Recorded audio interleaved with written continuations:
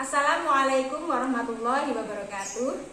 Nama saya Arba Indah Fajarini.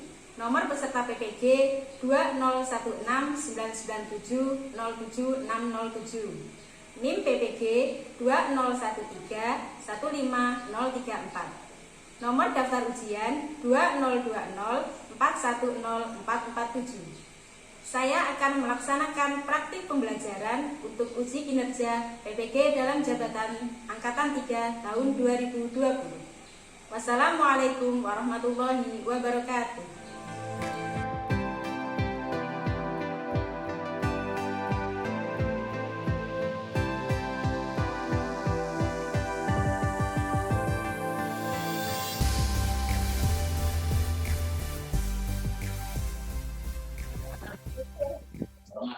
Assalamualaikum warahmatullahi wabarakatuh.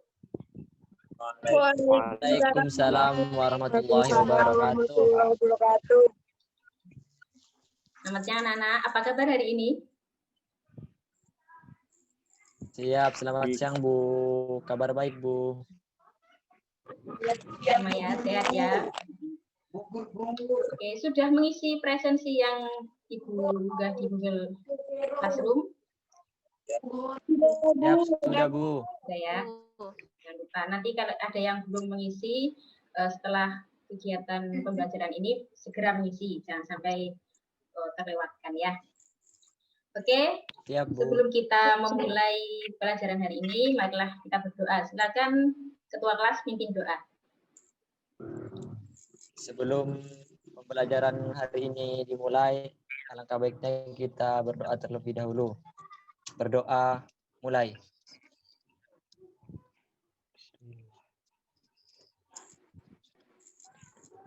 Berdoa selesai.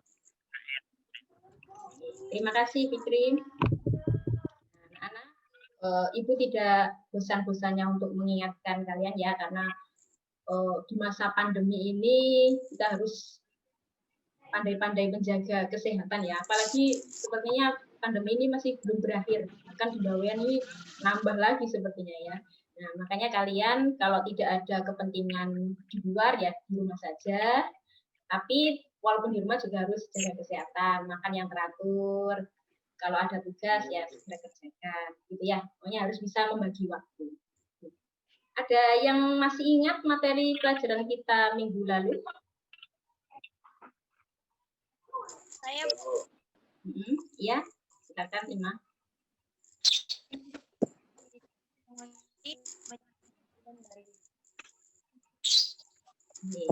Jadi pada pertemuan minggu lalu tiga pertemuan sebelumnya kita sudah membahas kerajaan-kerajaan yang ada di kerajaan-kerajaan Hindu Buddha yang ada di Indonesia ya. Nah, selesai. Hari ini juga masih berkaitan dengan materi minggu lalu. Makanya kalau materi-materi yang sudah diajarkan itu diulang-ulang lagi, dipelajari lagi supaya tidak lupa, gitu ya. Nah, Ibu akan menampilkan sebuah gambar. Kalian perhatikan ya. Nah, ini gambar.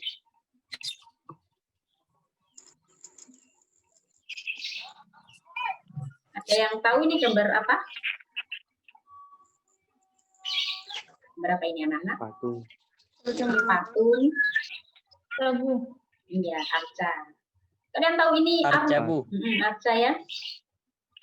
Kalian tahu ini kira-kira arca yang ditemukan di mana? Pernah tahu nggak ini? Belum pernah tahu? Tidak tahu, Bu. Jadi ini adalah arca Buddha yang ditemukan di Pulau Bawean. Belum pernah tahu ya? Jadi ini salah satu arca peninggalan Buddha yang ditemukan di Desa Sido Gedong Batu. Ada yang rumahnya Sido Gedong Batu di sini? Tidak ada, Bu. Tidak ada. Jadi ini ditemukan di sana. Jadi, oleh para arkeolog dari Balai Arkeologi Jogja, mereka melakukan penelitian di sini dan menemukan arca Buddha ini. Tinggal bagian atas saja ya, karena diperkirakan yang bagian lainnya itu sudah rapuh, sudah lapuk, sudah hilang. Nah, hari ini yang akan kita pelajari adalah tentang bukti-bukti pengaruh kebudayaan Hindu Buddha yang masih ada hingga saat ini.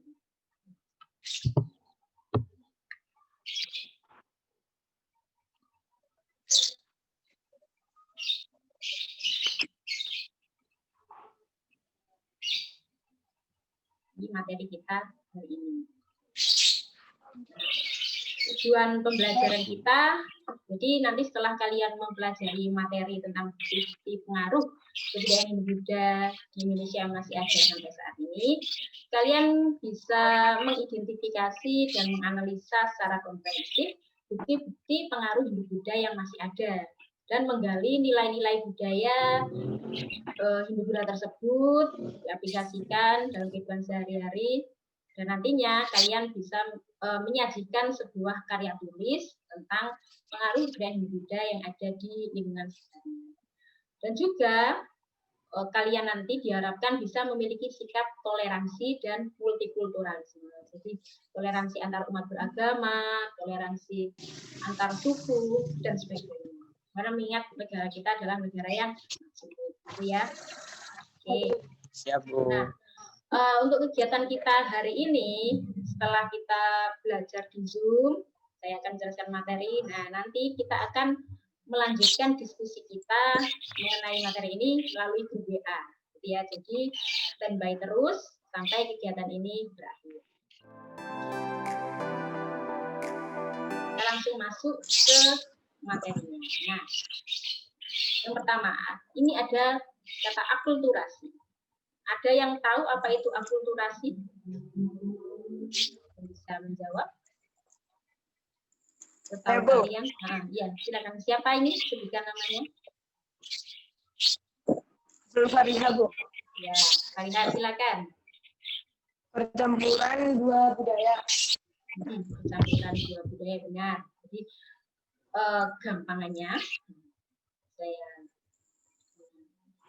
menurut Kamus Besar Bahasa Indonesia, akulturasi ini adalah percampuran dua kebudayaan atau lebih yang saling bertemu dan saling mempengaruhi. Betul tadi kata Fariha, jadi dua kebudayaan yang bercampur. Nah, bercampurnya itu tidak serta-merta menghilangkan salah satunya, tapi mereka berpadu, saling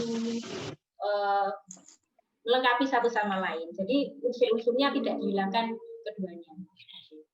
Contohnya akulturasi itu apa? Nah, ini ada gambar masjid. Nah, ini Islam,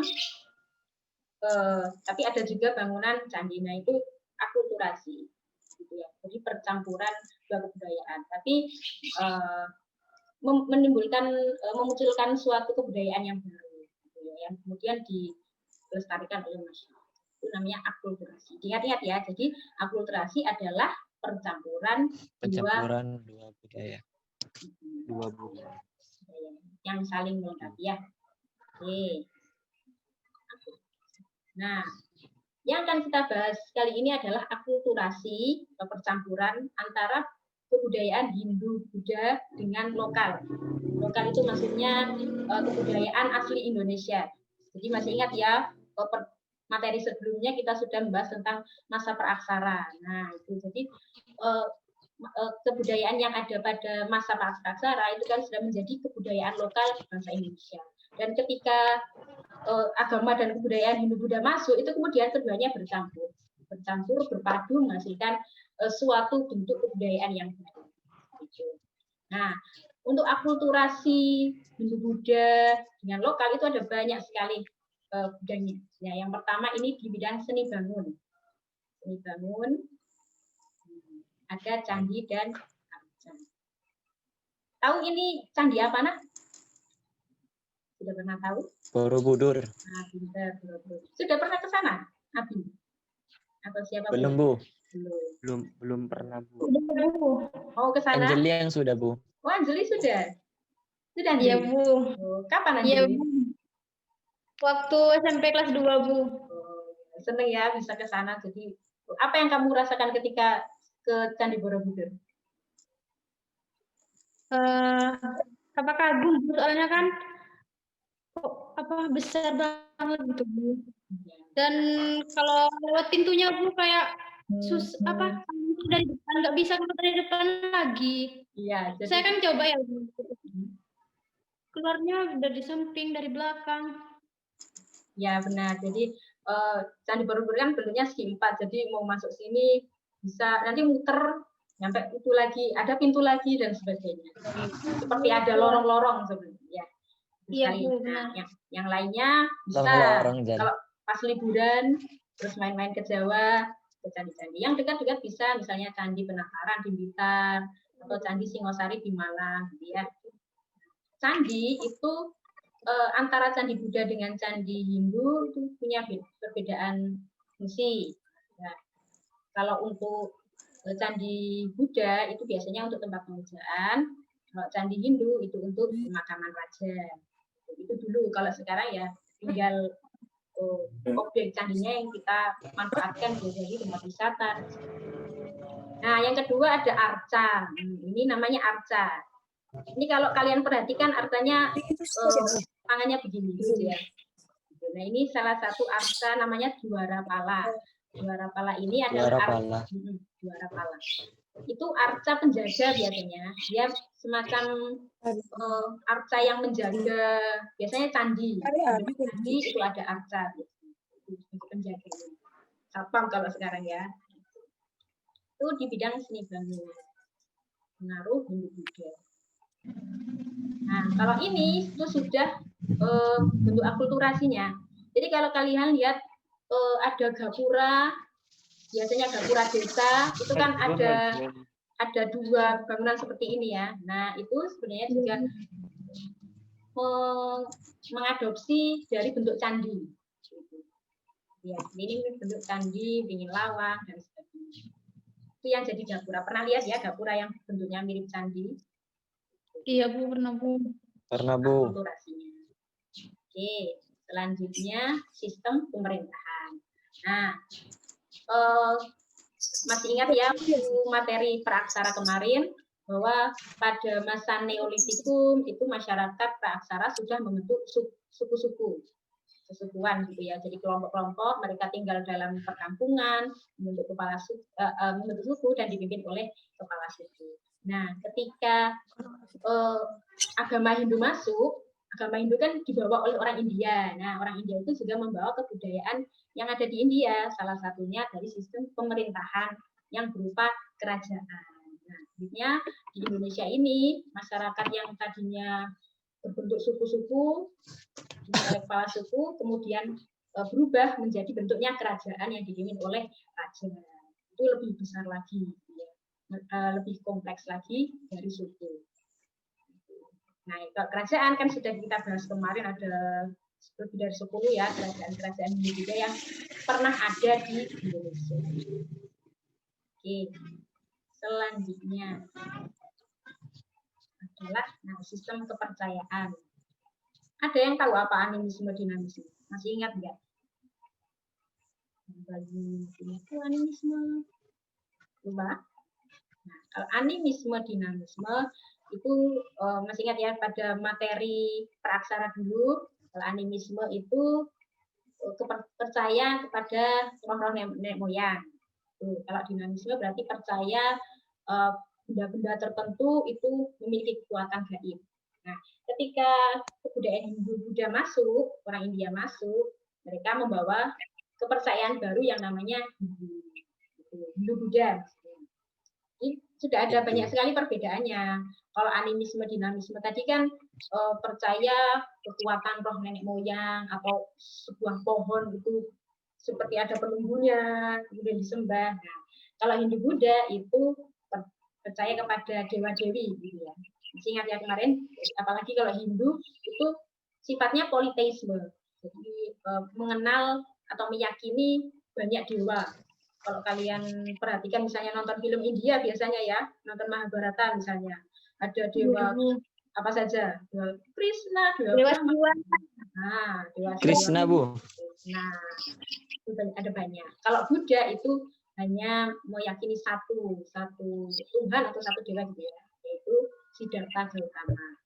Jadi sudah berbeda berubah. Nah, kalau Hindu itu yang sekarang masih banyak ada di pulau mana? Tahu nggak? Bali. Pintar Bali. Jadi Bali itu mayoritas penduduknya beragama Hindu. Kalau di Jawa ada juga, tahu nggak di mana? Yang masih banyak.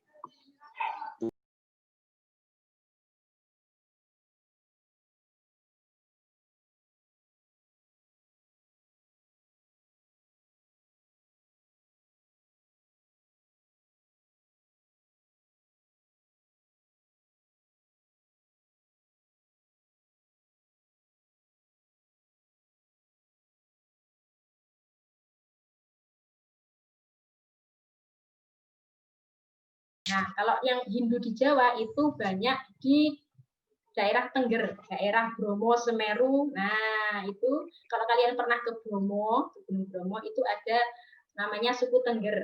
Suku Tengger itu salah satu suku di Indonesia yang kepercayaannya masih agama Hindu, masih memegang teguh. Gitu ya. Hindu. Nah, ini Bali, kalau yang ini yang di Tengger tadi ini Gunung Bromo. Orang-orang Hindu yang ada di Tengger itu daerah Lumajang, Malang sebagainya. Oke. Nah, yang kedua adalah Buddha tadi. Kalau Buddha, tahu nggak yang mayoritas ada di mana? Kalau kalian Magelang, Jawa Tengah. Magelang. Terutama di daerah Borobudur, Candi Mendut, Candi Bawah. Nah, itu masih mayoritas beragama Buddha. Oke. Nah, yang kedua adalah sistem pendidikan. Nah, ini kalau ini akulturasi campur dengan Islam kayaknya ya. Sistem pondok pesantren, ada yang temannya mondok di sini? Saya Bu, alumni. Alumni mondok nggih. Nah, dulunya pada masa Hindu Buddha itu juga ada sistem asrama namanya. Jadi orang-orang yang ingin belajar agama Hindu atau Buddha itu ada di asrama, kayak sekarang mondok gitu loh ya, belajar.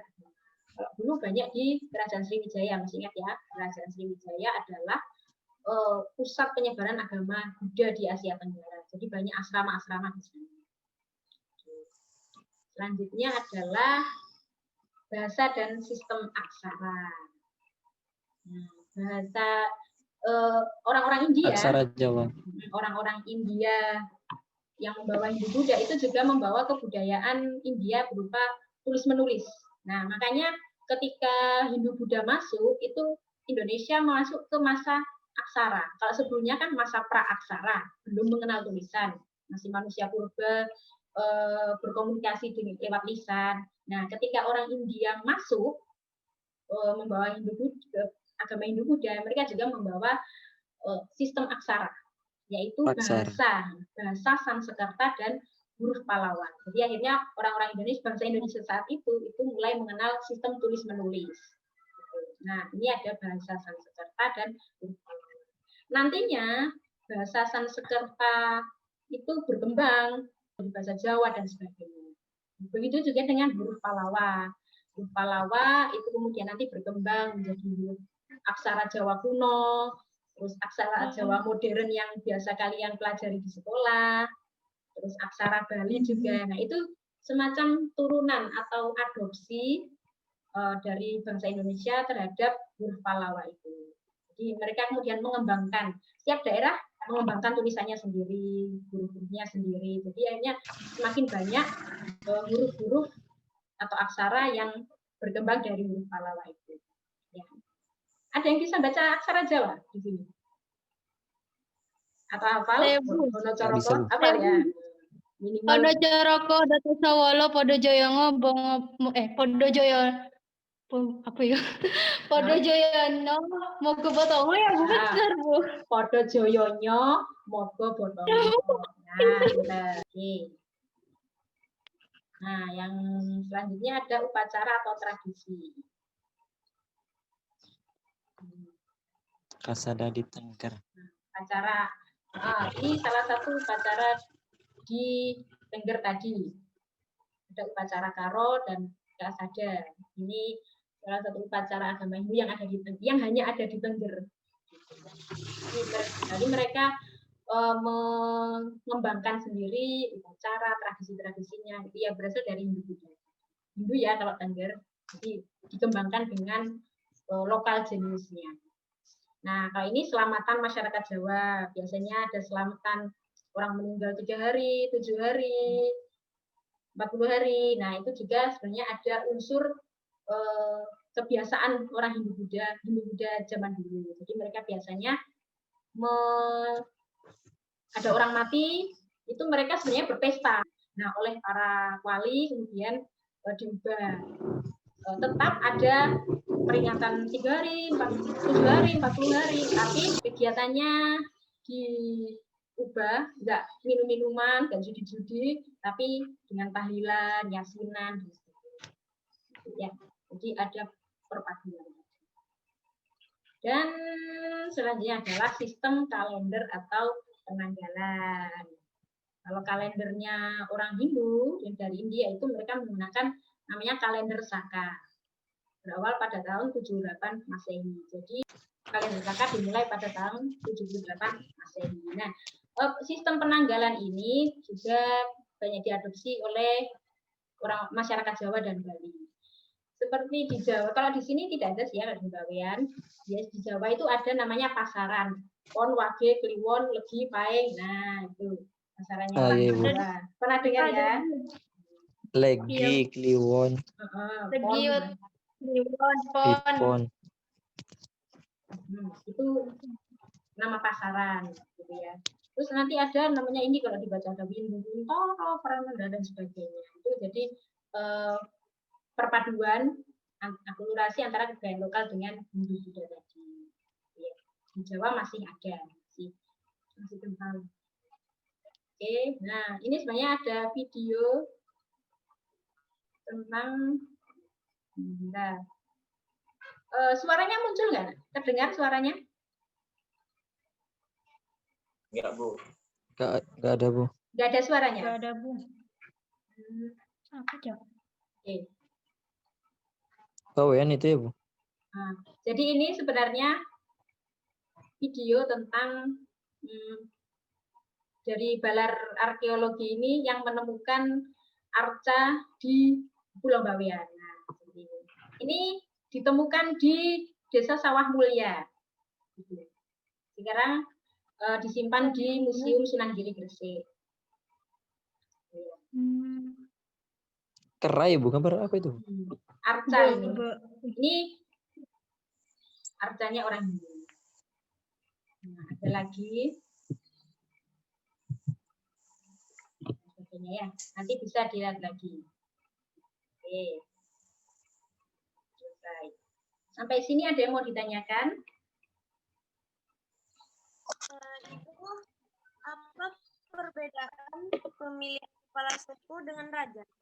Oh iya, tadi pintar. Terima kasih pertanyaannya Ima. Tadi kan saya jelaskan tentang perubahan dari kesukuan menjadi kerajaan. Ada yang bisa menjawab? Kira-kira memilih kepala suku dengan memilih raja itu apa bedanya? Yang tahu ya? Saya, Bu. Iya, silakan. Abi. Tuan dan kecakapan. Sedangkan raja dipilih berdasarkan keturunan. Oke, benar. Jadi kalau kepala suku itu dipilih oleh masyarakat, melihat kalau dia bisa memimpin, orangnya pintar dan sebagainya, itu dipilih menjadi kepala suku. Nah, kalau raja itu dipilih berdasarkan keturunan. Kalau dia anak raja, putra mahkota, dia otomatis jadi raja. Ya. Oke, kalau sudah tidak ada yang tanyakan lagi, setelah ini kita akan melakukan diskusi di grup WA. Nah, Ibu sudah mengunggah LKPD-nya di Google Classroom, kalian unduh, kalian kerjakan, nanti kita bertemu lagi di grup WA.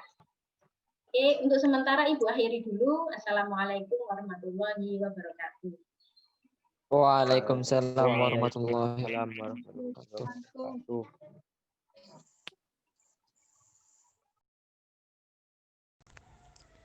Assalamualaikum warahmatullahi wabarakatuh. Anak-anak, setelah ini kita akan memulai diskusi untuk memaparkan hasil pekerjaan LKPD kalian. Silahkan satu persatu memaparkan jawabannya. Waalaikumsalam warahmatullahi wabarakatuh, Bu. Nama saya Siti Faradiba. Saya akan memaparkan jawaban saya tentang unsur Hindu-Buddha dalam Masjid Kudus. Yang pertama yaitu menara masjid yang menyerupai candi Hindu. Dan yang kedua, terdapat pancuran yang mengadopsi prinsip dari jalan kebenaran dalam agama Buddha. Terima kasih, Bu. Bagus sekali jawabannya, Faradiba. Selanjutnya untuk soal nomor 2. Silakan. Assalamualaikum warahmatullahi wabarakatuh. Nama saya Muhammad Daniel Hasraf. Saya di sini akan menjelaskan tentang unsur Hindu-Buddha dalam wayang. Unsur Hindu-Buddha dalam wayang ada 2. Yang pertama, cerita yang ditampilkan kebanyakan adalah cerita-cerita dari agama Hindu seperti Ramayana dan Mahabharata. Tetapi, dalam upaya penyebaran agama Islam, beberapa unsur cerita diubah dan disisipi unsur keislaman. Dan yang kedua, adanya tokoh punakawan sebagai bentuk akulturasi Hindu lokal. Terima kasih Daniel Hasraf. Selanjutnya pertanyaan nomor 3. Silakan. Waalaikumsalam warahmatullahi wabarakatuh. Nama saya Nadiratul Fitria Jailani. Saya di sini akan memaparkan jawaban saya tentang unsur HB dalam upacara sekatan.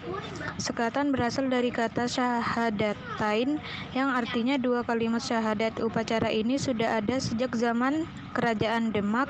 Pada awalnya, sekatan diadakan untuk memperingati hari kelahiran Nabi Muhammad sebagai sarana penyebaran Islam. Dengan tetap menggunakan unsur atau ritual dalam agama Hindu, diantaranya membunyikan gamelan dan membuat gunungan yang berisi hasil-hasil pertanian. Terima kasih Nadirotul. Selanjutnya pertanyaan yang keempat. Silakan. Waalaikumsalam warahmatullahi wabarakatuh. Nama saya Muhammad Fikri Nubaili. Saya akan memaparkan jawaban saya tentang pelestarian situs arkeologi Hindu-Buddha di Bawean.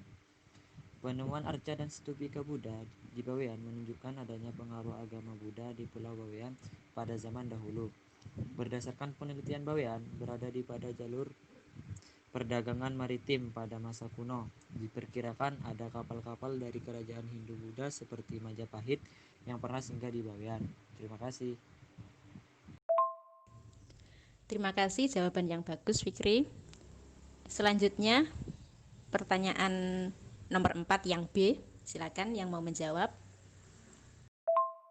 Waalaikumsalam warahmatullahi wabarakatuh. Nama saya Laisatul Mu'allina.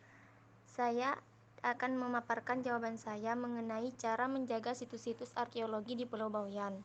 Sebagai warga Bawean, kita sepatutnya ikut menjaga dan melestarikan situs-situs arkeologi.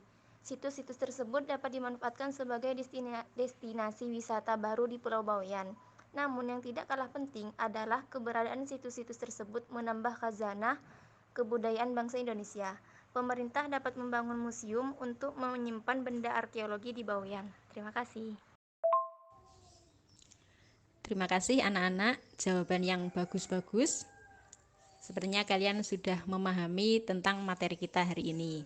Jadi kalau kita perhatikan ternyata ada banyak bentuk akulturasi Hindu-Buddha dengan lokal, bahkan dengan kebudayaan Islam juga yang ada di sekitar kita. Mungkin kita tidak menyadari gitu ya, seperti dari seni bangun itu ada masjid, terus upacara-upacara selamatan atau sekaten dan sebagainya. Setelah ini Ibu akan mengirimkan link Google Form tentang latihan soal materi hari ini. Ada 10 pertanyaan pilihan ganda yang bisa kalian kerjakan saat ini juga.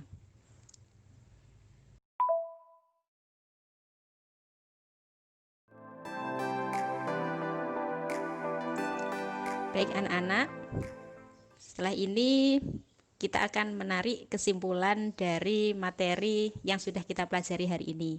Silakan barangkali ada yang mau menyampaikan pendapatnya mengenai kesimpulan pembelajaran kita hari ini. Saya Bu, nama saya Maulana Kamalun Akbar.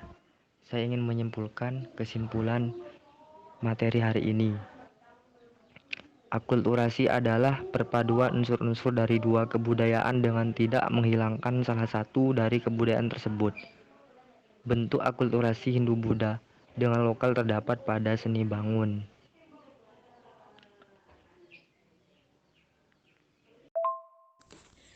Terima kasih Akbar, kesimpulan yang bagus sekali. Jadi bentuk-bentuk akulturasi antara Hindu-Buddha dengan lokal memang banyak ya, seni bangun, sastra, upacara, pemerintahan, dan sebagainya. Selanjutnya Ibu ingin kalian menyampaikan refleksi tentang materi kita hari ini. Jadi apa pengetahuan baru apa yang sudah kalian dapatkan dari pelajaran kita hari ini? Silahkan. Saya Bu, nama saya Nur Azalia. Saya akan memaparkan refleksi untuk pertemuan kita hari ini. Setelah mempelajari materi hari ini, saya jadi mengetahui bahwa ada banyak pengaruh kebudayaan Hindu-Buddha yang melekat dalam kehidupan sehari-hari. Saya juga bertekad melestarikan peninggalan-peninggalan bersejarah di Pulau Bawean. Terima kasih Azalia, refleksi yang bagus sekali. Jadi saya harap anak-anak yang lain juga bisa memiliki kebanggaan seperti Angelia dan bertekad untuk melestarikan kebudayaan atau peninggalan-peninggalan bersejarah yang ada di Pulau Bawean ini. Jadi kalian bisa semakin bangga menjadi anak Bawean, begitu ya. Baik anak-anak, kegiatan pembelajaran kita hari ini sudah selesai. Jangan lupa untuk segera mengunggah LKPD ke Google Classroom dan juga mengerjakan penugasan yang ada di LKPD bagian bawah itu ya. Untuk pertemuan selanjutnya, karena materi kita sudah habis, maka minggu depan kita akan mengadakan ulangan harian. Jadi materinya tentang kerajaan-kerajaan Hindu-Buddha sampai yang terakhir hari ini. Untuk mengakhiri kegiatan kita hari ini, marilah kita mengucapkan Alhamdulillah. Semoga apa yang sudah kita pelajari bisa bermanfaat bagi kehidupan kita. Ibu akhiri, Assalamualaikum warahmatullahi wabarakatuh. Waalaikumsalam warahmatullahi wabarakatuh.